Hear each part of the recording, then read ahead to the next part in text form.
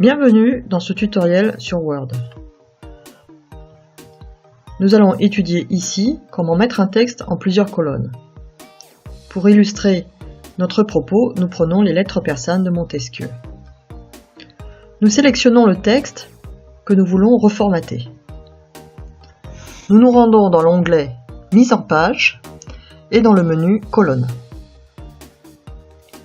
Nous pouvons par exemple prendre une mise en page en 2 colonnes. Notre zone de texte a été coupée en 2 parties. Entre chaque colonne, il y a un intervalle. Le texte commence sur la colonne de gauche et se poursuit sur la colonne de droite. Revenons en arrière. Nous pouvons avoir des options plus personnalisées pour nos colonnes. Nous nous rendons dans le menu Autres colonnes.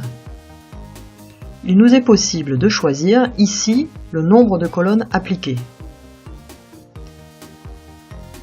Restons sur 2 pour plus de simplicité. Lorsque nous avons choisi notre nombre de colonnes, nous pouvons choisir l'espacement entre nos colonnes et par exemple, nous pouvons le réduire. Automatiquement, la dimension des colonnes est revue à la hausse. Nous pouvons également demander que les colonnes ne soient pas de la même largeur en décochant cette option.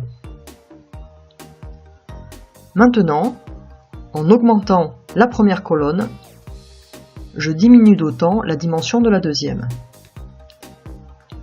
La somme des dimensions des colonnes et des espacements est définie par la largeur de la zone d'écriture de la page.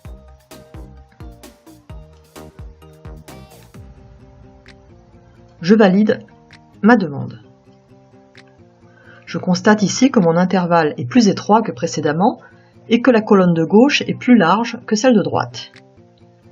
Mon texte commence bien sûr toujours sur la colonne de gauche pour se poursuivre sur celle de droite.